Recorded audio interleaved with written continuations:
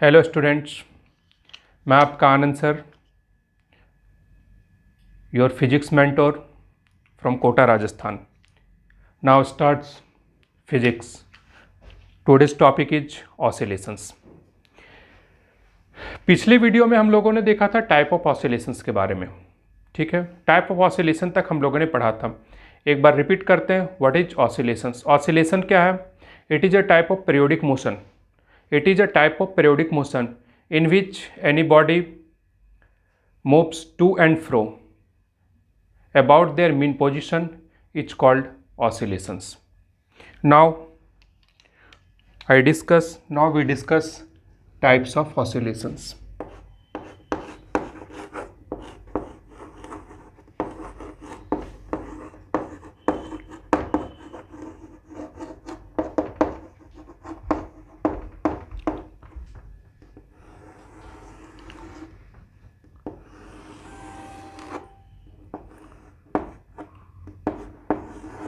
Mainly there are three types of oscillations. First is free oscillation.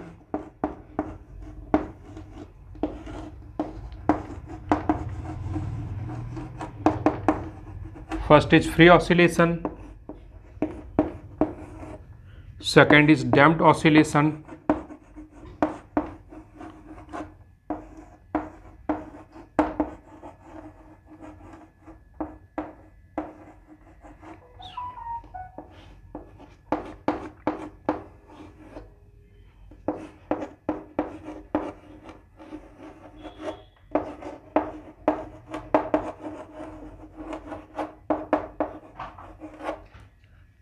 Third is forced oscillation.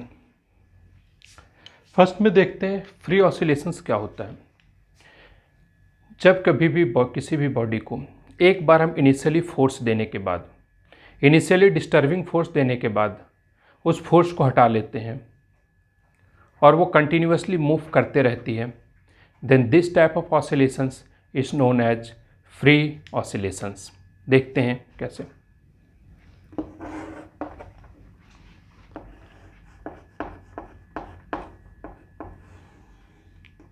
यहाँ पर pendulum है, ये rest में रखा हुआ है। हमने क्या किया, एक डिस्टर्बिंग फोर्स दिया, यहाँ पर इसे फोर्स दे करके यहाँ तक लाया और फिर हमने इसे क्या किया, हटा लिया। अब एक बार डिस्टर्ब करने के बाद वो कंटिन्यूसली यहाँ से हमने डिस्टर्ब किया, फिर यहाँ आया, फिर ये इस पोजीशन पर आएगा, फिर ये इधर आएगा और ये कंटिन्यूसली ऑसिलेट करते रहेगा। Then this type of oscillations is known as free oscillations. जैसे कि इसके एग्जाम्पल को अगर देखना चाहें तो pendulum in watch, pendulum in watch, watch में जो पेंडुलम लगा हुआ रहता है वो हो गया फ्री ऑसिलेशन। फ्री ऑसिलेशंस में क्या होता है, energy remains constant, energy of oscillations remains constant.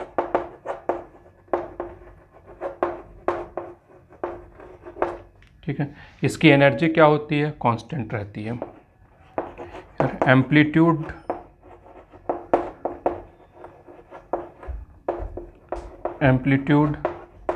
Also constant. ठीक है, ये हो गया फ्री ऑसिलेशंस। उसके बाद हम देखते हैं damped oscillation.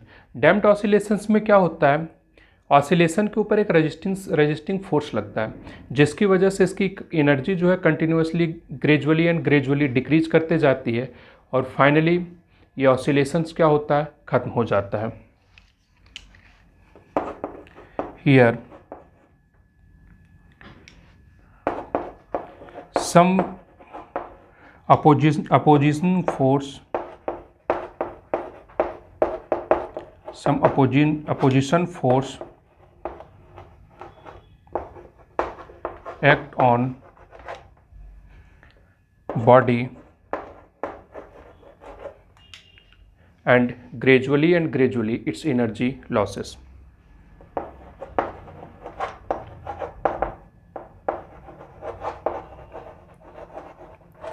and gradually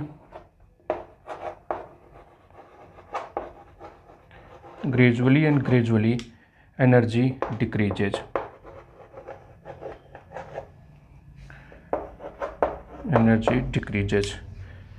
And finally oscillation cease.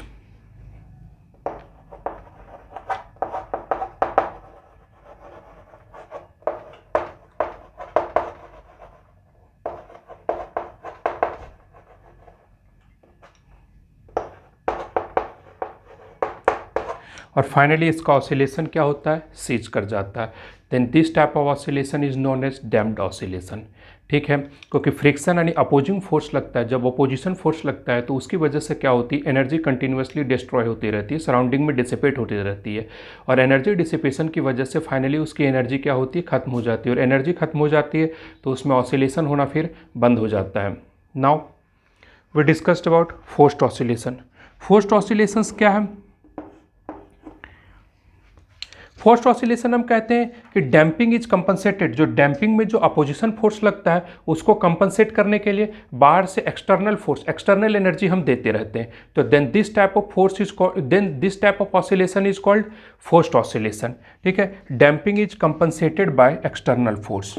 Here forced oscillation में क्या है, डैम्पिंग इज कंपनसेटेड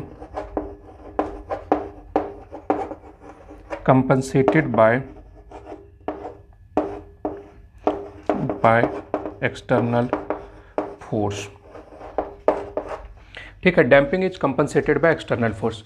एक बार फिर से हम इन तीनों के बारे में देख लेते हैं. इन तीनों के बारे में पहले ही हमने बात किया फ्री ऑसिलेशन. फ्री ऑसिलेशन क्या होता है, इसमें एक बार हमने डिस्टर्बिंग फोर्स दे दिया, उसके बाद हम उसके ऊपर किसी भी तरह का कोई फोर्स नहीं अप्लाई करते हैं और वो नॉर्मली ऑसिलेट करते रहती है. ठीक है, इसमें क्या होता है, एनर्जी कांस्टेंट होता है और इसका एम्पलीट्यूड भी कांस्टेंट होता है. Then this type of oscillations is known as free oscillation.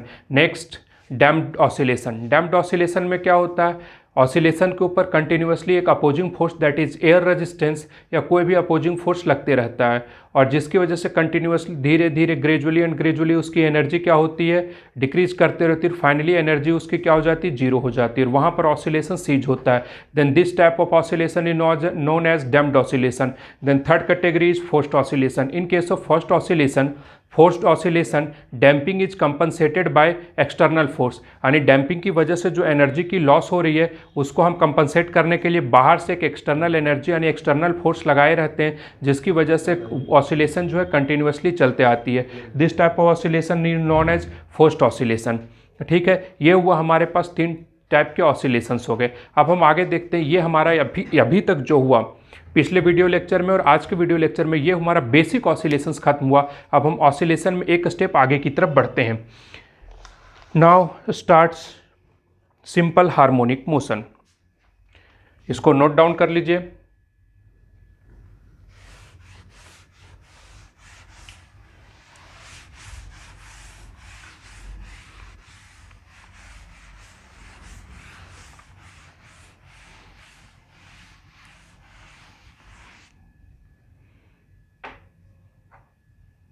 ठीक है, now our next topic is simple harmonic motion.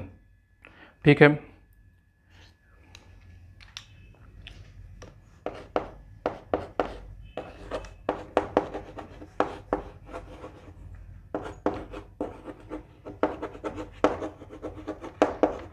simple harmonic motion, basically this is known as SHM. Now we discuss first about its definition. इसका definition के बारे में discuss करते हैं कि what is simple harmonic motion. Simple harmonic motion is a type of oscillations. Simple harmonic motion क्या होता है, एक टाइप का ऑसिलेशंस है. ठीक है, in which particle oscillate in straight line, जिसमें पार्टिकल क्या होती है, स्ट्रेट लाइन में ऑसिलेट करते रहती है. फर्स्ट में क्या, what is simple harmonic motion. Simple harmonic motion is a type of oscillation. ठीक है, ये क्या है, एक ऑसिलेशन का एक टाइप है जिसमें जो पार्टिकल ऑसिलेट करती है वो किस में ऑसिलेट करती है, स्ट्रेट लाइन में. ठीक है, in which the particle oscillate on a straight line. ठीक है, एंड द एक्सिलरेशन, जब पार्टिकल ऑसिलेट करती है तो इसमें एक्सिलरेशन होता है and the acceleration of particle is always directed towards a fixed point, जिसमें एक्सिलरेशन जो रहता है उस पार्टिकल का हमेशा एक फिक्स्ड पॉइंट की तरफ डायरेक्टेड रहता है, यानी उसी डायरेक्शन में लगता है। This fixed point is known as mean position. This fixed point is known as mean position. देखते हैं इसका डेफिनेशन लिखते हैं। SHM is a special type of, देखिए SHM that is simple harmonic motion.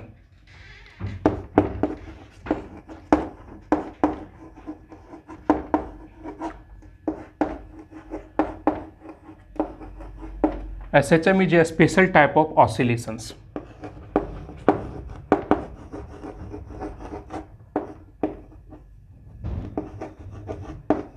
SHM is a special types of oscillation in which the particle oscillates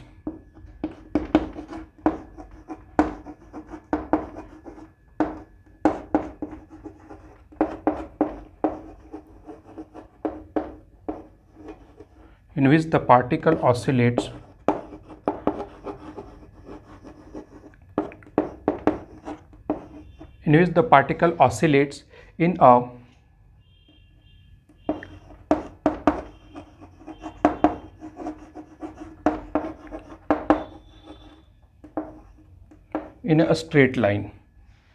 ठीक है।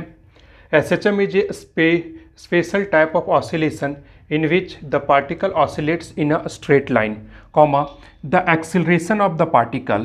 अब इसमें जो acceleration होता है पार्टिकल का,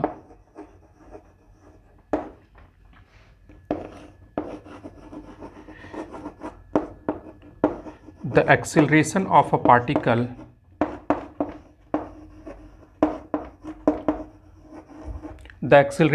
a particle is directed towards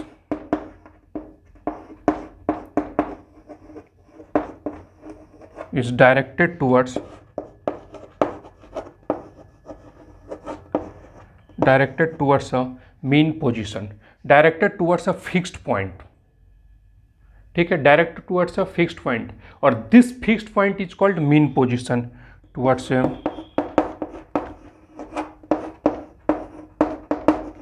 fixed point. और इसी फिक्स्ड पॉइंट को हम किस नाम से जानते हैं? Mean position. Mean position on the line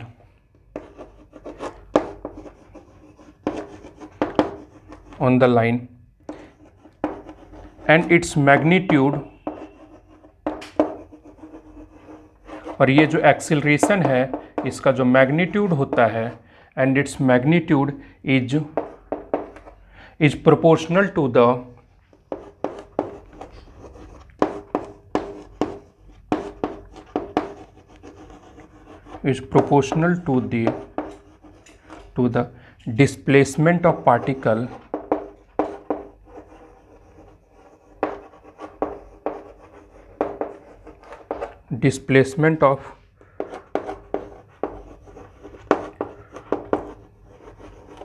displacement of particle from the mean position।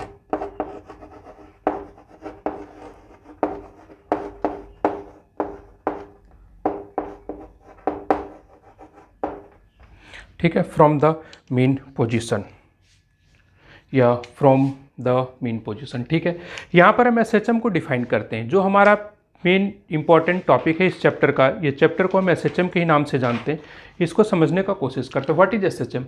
SHM is a special types of oscillation. ये क्या है? एक तरह का ऑसिलेशन है। ठीक है, SHM is a special types of oscillation. ठीक है, in which the particle oscillate in a straight line. जो अंडरलाइन कर रहा हूँ वो इंपॉर्टेंट, इसको ध्यान रखिएगा। ठीक है, जिसमें जो पार्टिकल होता है किस में ऑसिलेट करता है? स्ट्रेट लाइन में। कंडीशन ध्यान में रखना है, SHM होने के लिए क्या होना चाहिए? स्ट्रेट लाइन में ऑसिलेट करना चाहिए। In which the particle oscillates in a straight line और the acceleration of particle is directed. अब देखिए यहाँ पर क्या है, उसके डेफिनेशन में हमें एक्सिलरेशन का डायरेक्शन बता रहा है। एक्सिलरेशन का डायरेक्शन किधर बता रहा है?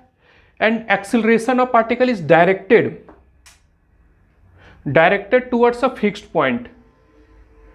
Point mean position. यानी जो एक्सिलरेशन होगा उसका डायरेक्शन किधर होगा? टूवर्ड्स मीन पोजीशन, ठीक है, on the line, and its magnitude is, अब यहां पर क्या बताया जा रहा है, मैग्नीट्यूड, यानी उसकी वैल्यू क्या है, magnitude is proportional to the displacement of particle from the mean position, यानी उसके मीन पोजीशन से क्या है, जो डिस्प्लेसमेंट उसके डायरेक्टली प्रोपोर्शनल रहेगा। डायरेक्शन क्या है, towards the fixed point, that is mean position, ठीक है। जैसे कि यहां पर मैं रिप्रेजेंट करता हूं, ठीक है, ये रहा, ये इसका मीन पोजीशन है, इसे हमने ओ नाम दे दिया, x इज इक्वल टू 0, ये हमारा मीन पोजीशन,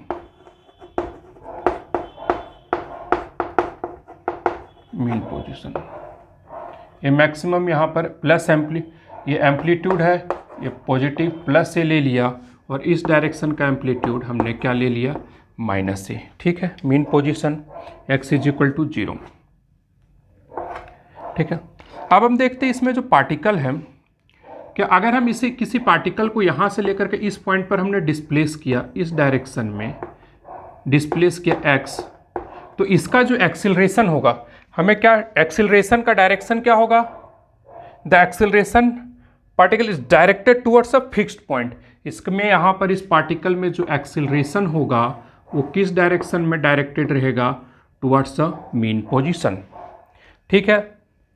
और एक्सिलरेशन नेक्स्ट आगे लिखा हुआ है, and fixed point and magnitude is proportional to the displacement of particle from its mean position, यानी हम कह सकते हैं एक्सिलरेशन जो रहेगा रेसिप्रोकल ऑफ रहेगा क्या, डिस्प्लेसमेंट x, लेकिन इसका डायरेक्शन क्या है, रिवर्स है, डिस्प्लेसमेंट पॉजिटिव की तरफ जा रहा है, तो हमारा एक्सेलरेशन का डायरेक्शन क्या हो रहा है, नेगेटिव की तरफ आ रहा है, टुवर्ड्स अ मीन पोजीशन, तो यहां पर क्या आ जाएगा, ये माइनस आ जाएगा। तो हम यहां लिख सकते हैं acceleration is proportional to the minus X, यार x is the displacement from mean position. तो यहां पर ये प्रोपोर्शनलिटी कांस्टेंट हम लगाएंगे, तो a is equal to proportionality constant क्या आ गया, ओमेगा स्क्वायर एक्स, यहां पर हमने प्रोपोर्शनलिटी कांस्टेंट ले लिया ओमेगा स्क्वायर, इक्वेशन 1, ठीक है। तो ओमेगा स्क्वायर क्या है, ओमेगा स्क्वायर यहां पर पॉजिटिव कांस्टेंट है,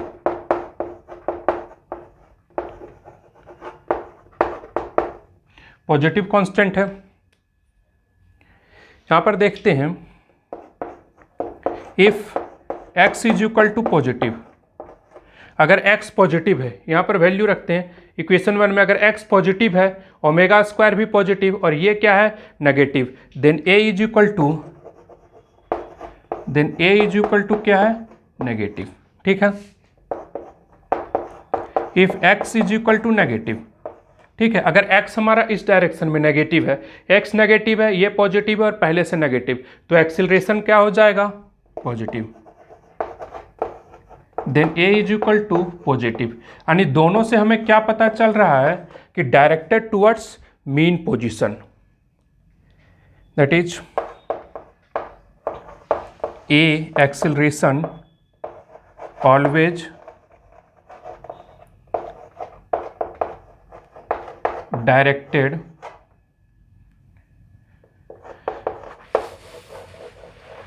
टुवर्ड्स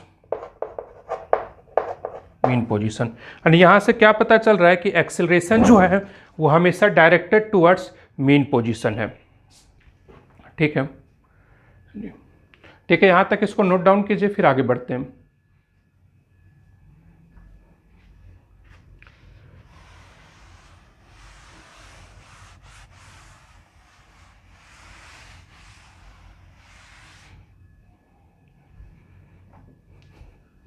यानी हमने ये जो लाइन मैं लिखा हूं, फिर से एक बार रिपीट कर रहा हूं यहां पर, that is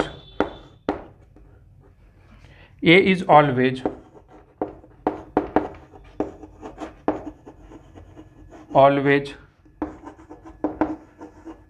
directed towards mean position. देखिए जो हमने बोला था कि एक्सेलरेशन हम टू हमेशा मीन पोजीशन के डायरेक्शन में डायरेक्टेड रहेगा, वो यहाँ पर प्रूफ होता है। ठीक है, अब हम आगे बढ़ते हैं। We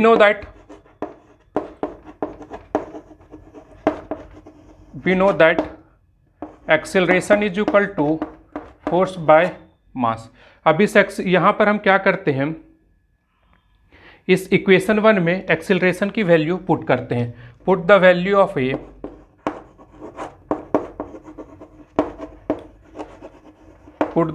of A in equation 1।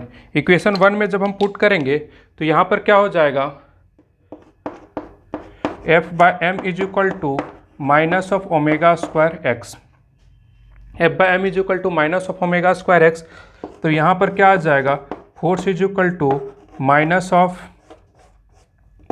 M into omega square into x.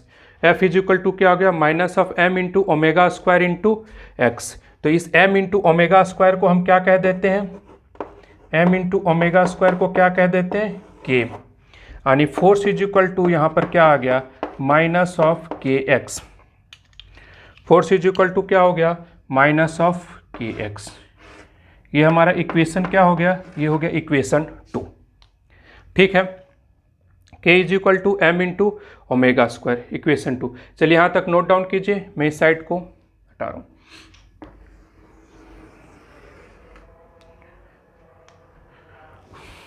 देख लीजिए एक बार फिर से क्लियर करता हूँ।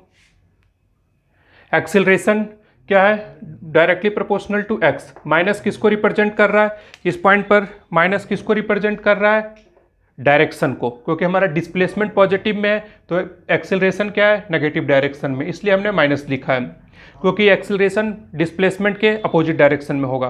तो यहाँ पर प्रोपोर्शनलिटी हटाया, यहाँ क्या आ गया, omega square. Omega square is a positive constant. यहाँ पर चेक करते एक बार वैल्यू पुट करके, if x is positive then acceleration is negative, why, omega square is also positive. If you put X is negative, when X is negative, omega square positive and here negative, positive, then acceleration is positive। तो हम कह सकते हैं कि अगर x के positive होने से एक्सेलरेशन नेगेटिव और x जब नेगेटिव यानी इधर रहेगा तो एक्सेलरेशन पॉजिटिव होगा, तो वहां पे हम कह सकते हैं acceleration is always directed towards mean position. We know that acceleration is equal to force upon mass. Put the value of A in equation 1। F by m is equal to minus of omega square x. M here F is equal to minus m into omega square into x. M into omega square is also a constant. We write down that constant is k. That is F is equal to minus of kx. And in case of SHM, force is also proportional to x and force is always act towards the mean position. And जिस तरह से acceleration हमेशा जो है mean position के direction में act हो रहा होता है यहाँ पर SHM में, उसी तरह क्या होगा, फोर्स भी क्या रहेगा, फोर्स का भी डायरेक्शन हमेशा किधर होगा, मीन पोजीशन के ही डायरेक्शन में। क्योंकि you can check it, if x is positive then force is negative because k is positive constant, if x is negative then force is positive. ठीक है,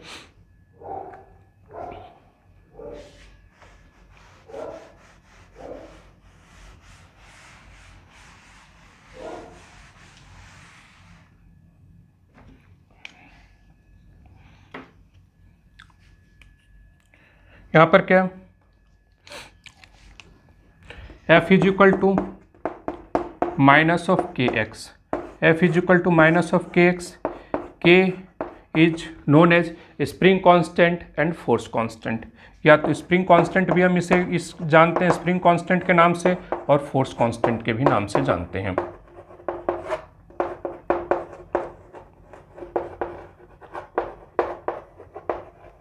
ठीक है, अब यहाँ पर देखते हैं क्या, अगर हम x को यहाँ पर x डिस्प्लेस करते हैं, बच्चों कंफ्यूज नहीं करना है, बहुत ही आसानी से और सिंपल तरीके से आगे बढ़ते चलना है। काफ़ी इंटरेस्टिंग चैप्टर है ये।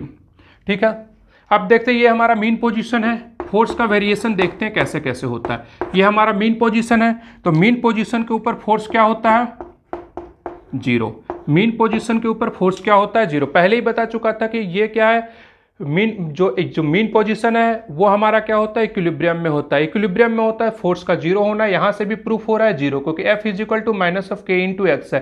When x is equal to zero then constant into 0, multiplication of constant with 0 is always 0, then force will be 0. If we displace the particle with x, then force will be minus of kx, and direction of force is towards the mean position, and at amplitude A, here force will be maximum, and that maximum is K into A. Maximum force in case of SHM is Ka, force constant into amplitude, and its direction is always towards the mean position. Here also at amplitude force will be maximum, and its value is K into A, ठीक है, and at mean position force will be 0, ठीक है।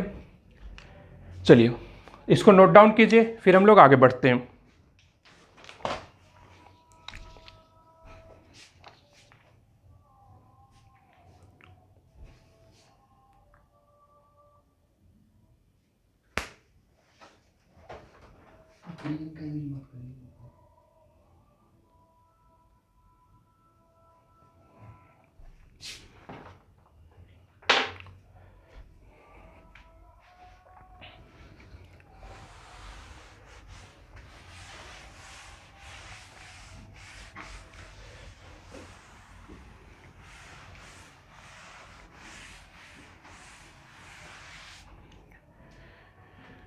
चलिए अभी तक हमने पिछले SHM के डिस्कशन में दो चीजें देखा है। एक्सेलरेशन क्या है, एक्सेलरेशन इज इक्वल टू क्या है, minus of omega square X, and second relation हमने फाइंड किया है F is equal to minus of के एक्स।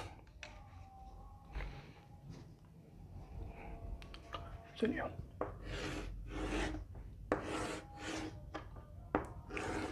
ठीक है, F is equal to minus of के X, here K is spring constant और फोर्स कांस्टेंट। ठीक, अब एक न्यूमेरिकल सॉल्व करते हैं फिर आगे बढ़ते हैं।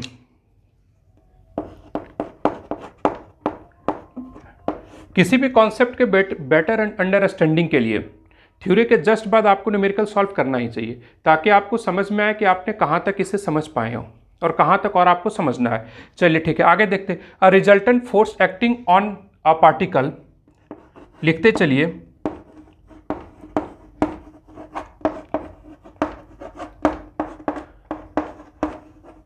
a resultant force acting on a particle executing SHM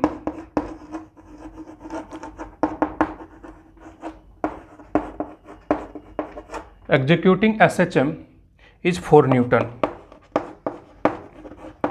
ठीक है, executing SHM is 4 Newton, and when it is 4 Newton, when it is 5 centimeter away from mean position,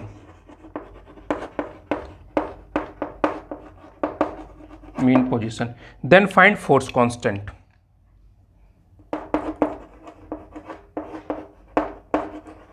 Then find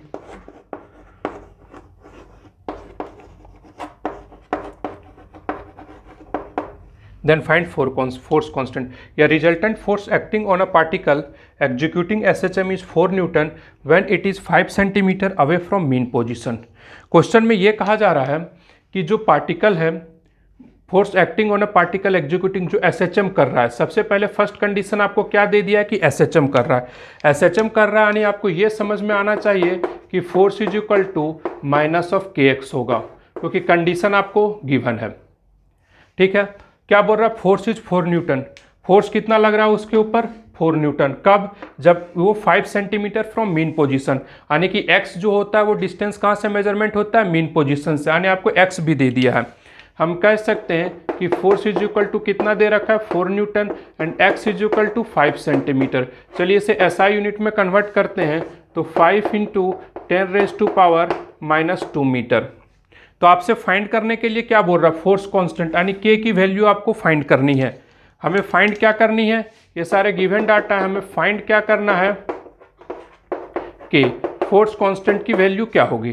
ठीक है, तो हम डायरेक्ट इक्वेशन लिखते हैं, F is equal to minus of के X. अब देखिए इस इक्वेशन में क्या माइनस क्या रिप्रेजेंट कर रहा है, मैग्नीट्यूड को रिप्रेजेंट कर रहा है क्या, नहीं, माइनस किसको रिप्रेजेंट कर रहा है, डायरेक्शन को रिप्रेजेंट कर रहा है। तो हम लिख सकते हैं डायरेक्ट इसका मैग्नीट्यूड लिख सकते हैं मॉड ऑफ के x, F is equal to mod of के एक्स। और तो यहाँ पर हम लिख देंगे के की वैल्यू क्या हो जाएगी, mod of F upon mod of x. तो के इज इक्वल टू फोर्स का मैग्नीट्यूड क्या हो, फोर्स कितना दे रखा है 4 न्यूटन, के इज इक्वल टू फोर्स क्या हो गया 4 न्यूटन, और ये कितना हो गया 5 इंटू 10⁻⁻² मीटर, 5 इंटू 10⁻⁻² मीटर। तो यहाँ से कैलकुलेट होकर के क्या आ जाएगा, फाइनली ये कैलकुलेट होता है और हमारे पास कितना आंसर आता है 80 न्यूटन पर मीटर। ठीक है, यानी के की वैल्यू क्या हो जाएगी 80 न्यूटन पर मीटर। चलिए यहाँ तक इसे नोट डाउन कीजिए।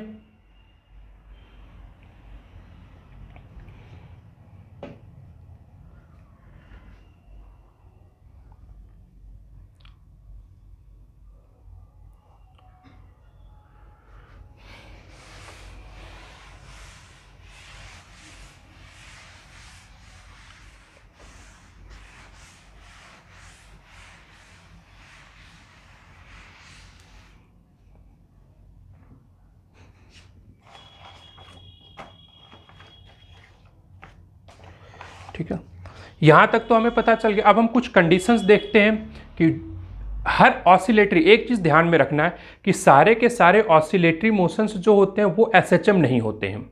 ठीक है, तो उसमें कुछ कंडीशंस होते हैं वही एसएचएम होते हैं।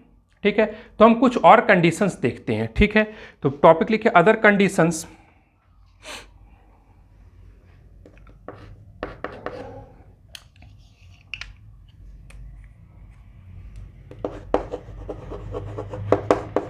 Conditions of oscillation to be SHM, oscillation to be SHM, यानी ऑसिलेशन को SHM होने के लिए कुछ कंडीशंस हैं। ठीक है, फर्स्ट देखते हैं हम, फर्स्ट जो हमारा डिस्प्लेसमेंट होता है एक्स जिसे हम कहते हैं should be very very small.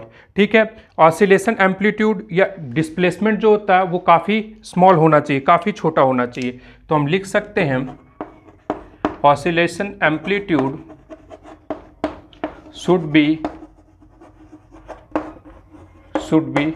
Small. ठीक है, oscillation amplitude should be small. जैसे कि ये क्या है, x is equal to 0 mean position, यार amplitude plus A minus A.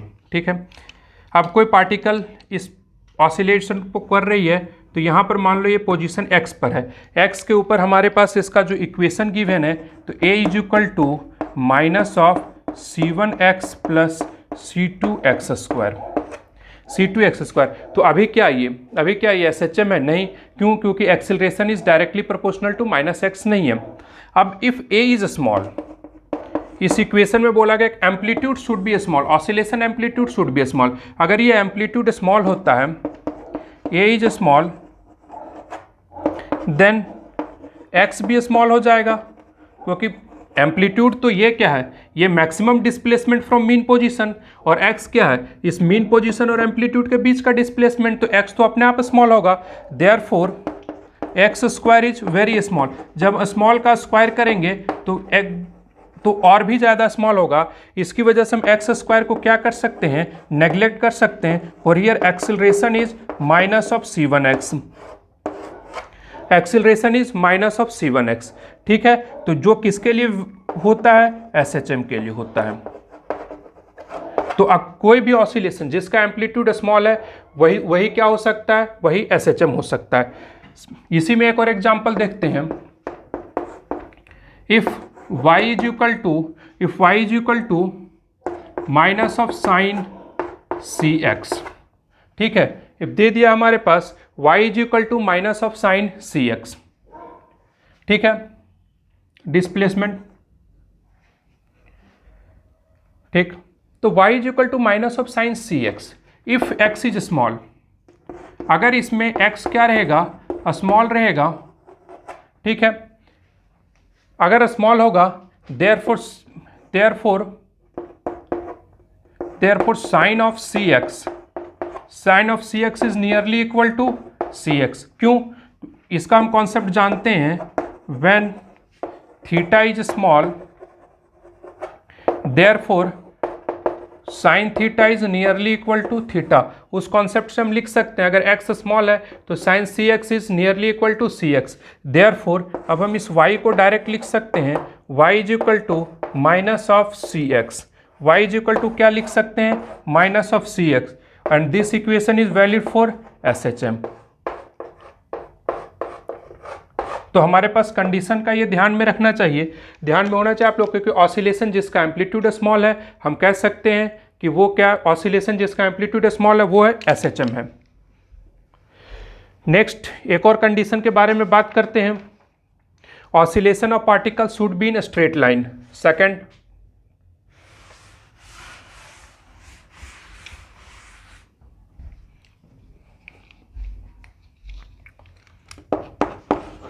Point है ऑसिलेशन ऑफ पार्टिकल। जो ऑसिलेशन हो, इस डेफिनेशन में भी लिखाया गया है कि SHM is a special types of oscillation in which oscillation occur in a straight line. तो ध्यान में रखना है, जब भी SHM होगा, जब भी SHM का डिस्कशन होगा तो पार्टिकल का जो मूवमेंट होगा वो हमेशा किस में होगा, स्ट्रेट लाइन। तो हम लिख सकते हैं oscillation of particle, second condition है oscillation of particle, oscillation of particle